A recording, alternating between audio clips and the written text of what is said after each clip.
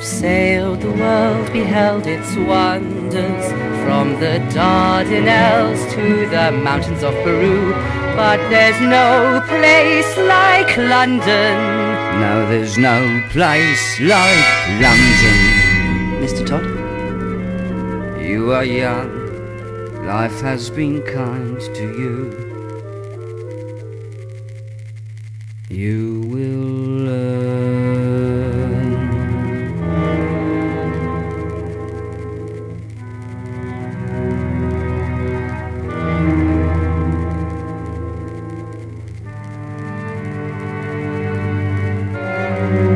There's a hole in the world like a great black pit, and the vermin of the world inhabit it, and its morals aren't worth what a pig could spit, and it goes by the name of London. At the top of the hole sit a privileged few, making mock of the vermin in the lower zoo, turning beauty into filth and greed. I too have sailed the world and seen its wonders, for the cruelty of men is as wondrous as Peru. But there's no place like London.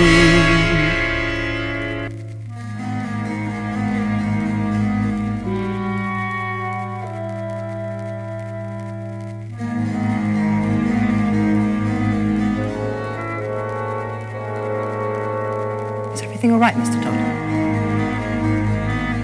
I beg your indulgence, Anthony. My mind is far from easy.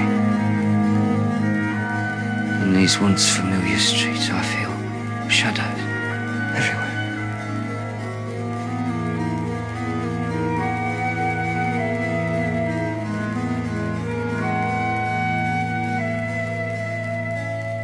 There was a barber and his wife, and she was beautiful.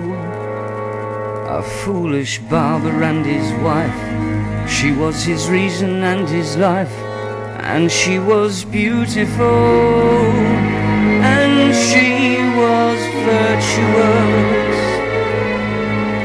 and he was naive.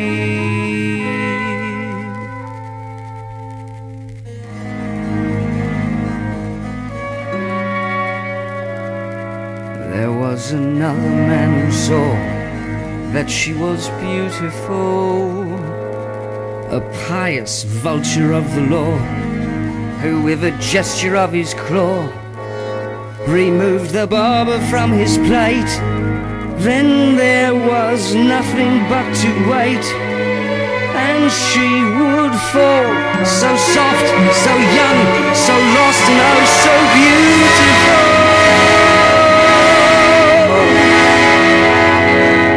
Lady, sir. Did she succumb? Oh, that was many years ago. I doubt if anyone would know.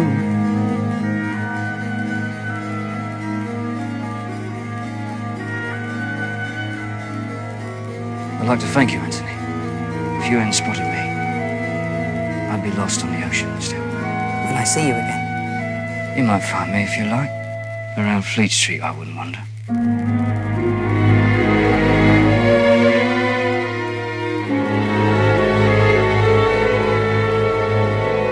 Until then, my friend.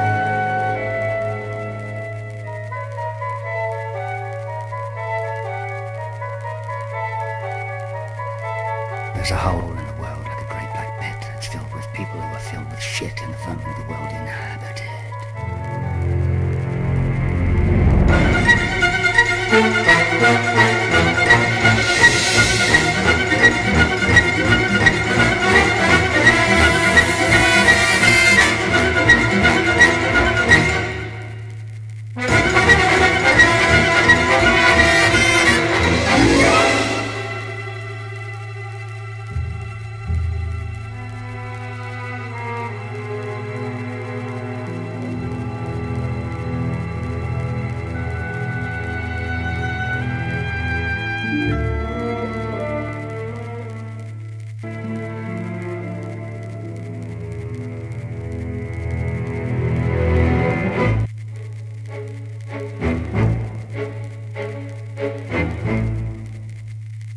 A customer.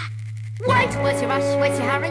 You gave me such a fright, I thought you was a ghost of a minute. Can't you sit? Sit you down, sit.